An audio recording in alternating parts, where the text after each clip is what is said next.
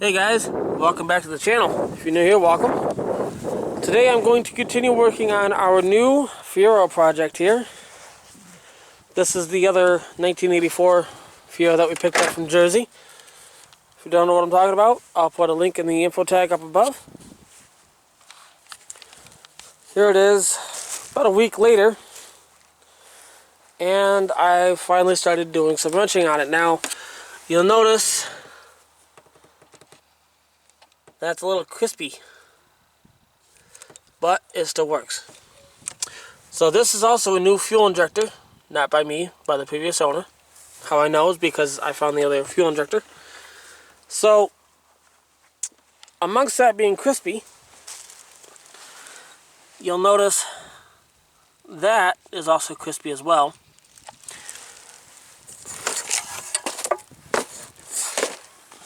Those hoses ain't no good.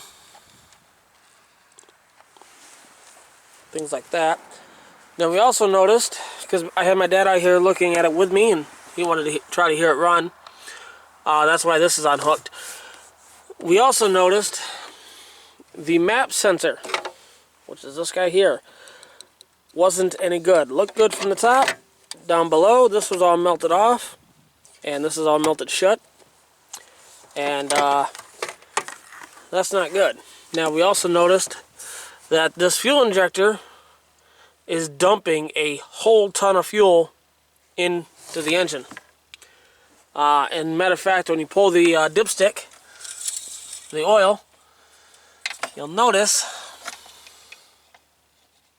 I don't know how well you can see that, but that's a little over full for one, and for two, well, if there was smell-o-vision, you'd smell it too, but it smells like raw gas. So that's not good. The other owner also replaced the battery not all that long ago.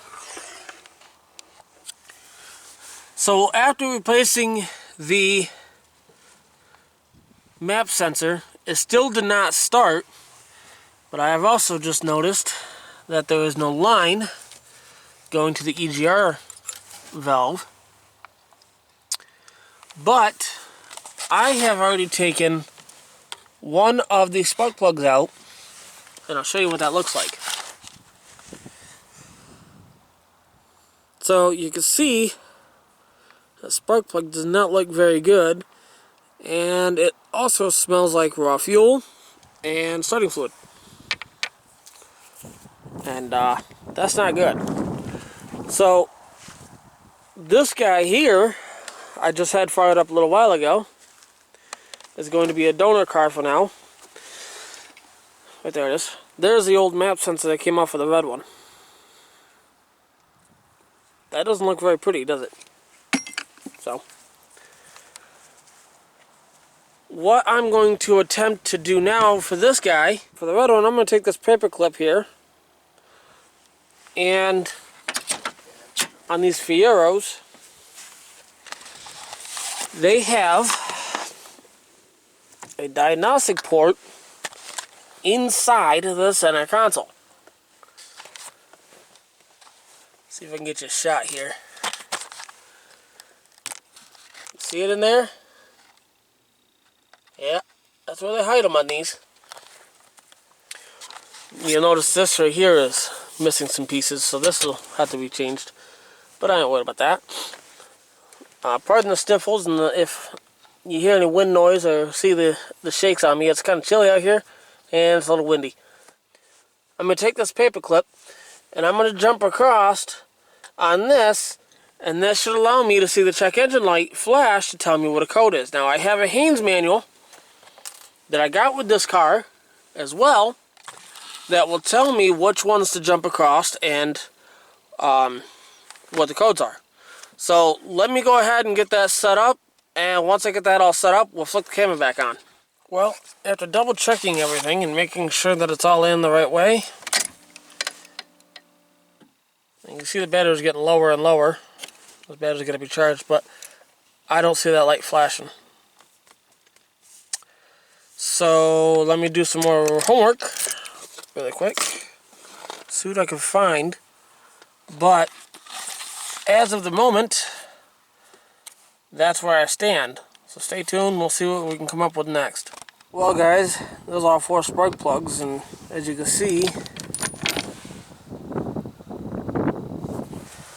that to focus on that. So there's one of the plugs right there. As you can really see, it's kind of doused in gas. Another one here. So, yeah, that's definitely not right. And so,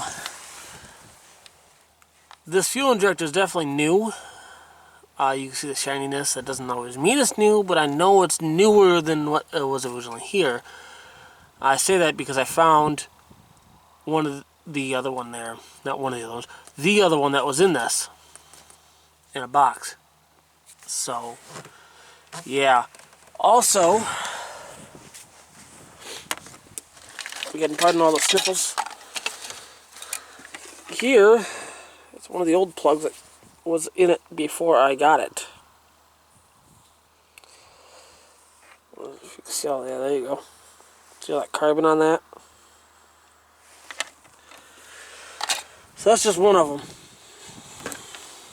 So, tells me this engine may have a fuel problem. Also have the headlights popped up. The motors work, but they don't work properly. Okay. So this is not the original radiator fan. Matter of fact, this is a universal fan relay that kicks it on when the temp gets up to a certain point. That's what I'm guessing. The yellow wire here and the ground to it is down here someplace. Those go to the fan, but you'll see this blue wire here. This blue wire was connected to that little relay thing right there. And this yellow wire, I'm laughing. I don't mean to laugh, folks. It's just quite stupid how they did this. So apparently the headlight relays are here. The other one's hiding down in behind me here. But the way they had this wired up, they had this on the output side of the headlight relay. So the headlight would come on, but it would not flop up because there was no motor hooked up. The motor wasn't hooked up to power because this was taking it. So when you turn the headlights on, that fan would come on. Why? It was about like that one there. That one there, they had the switch on the engine just grounded to the head, so that when you turn the key on, the fan would come on. I don't know. So, really quick here, a little side note. You'll see this 6x9. There should be a 4x10 here. So I asked the owner, hey, do you have the other one of those? He goes, no. Well, he did, he just didn't know it, and neither did I, because it's right there. That was like a little thin piece of chicken wire. I was holding it through those little spots for the tweeter right there, on either side, holding it up under the dash. And they just wired it to the screw hole. Held it up under the dash. The car runs-ish. It drives-ish. Tires are good. It stops. The parking brake works. So this is going to be a fun one. I've got to bypass the clutch switch under the dash here because that's no good. I've got to fix this. I've got to figure this out for the release to the front there.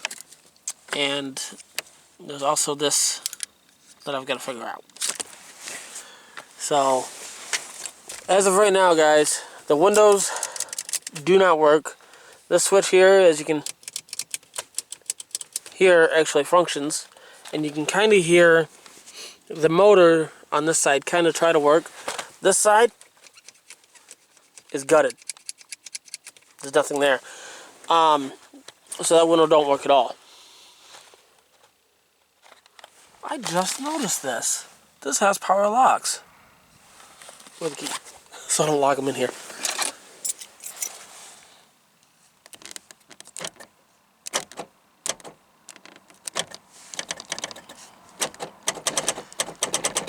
Ah, they kind of work. I can't move that by hand though. So the motors work. See that? You can hear them working, but they don't move. They also removed the headliner. All the lenses are missing here. They took the dome light out of the center. There's no floor bulbs. This car's a basket case, folks, but as much of a basket case as this car is, I'm still going to fix it. Why? Because I think it deserves to be back on the road. It's about halfway there. All the little trinket things on the inside here, that can come later. I'm not worried about that. I just want to be able to say, hey, I'm restoring this car. I just want to be, I just want to be the one that says, hey, I restored this car with a little bit of help from my dad, my wife, and the family. I think it'd be a great little project car. It already kind of runs. It's got potential. The motor sounds healthy when you crank it over. So, if you want to see more of this build, stay tuned. Hit that subscribe button. In the meantime, give me a big thumbs up and have a good one.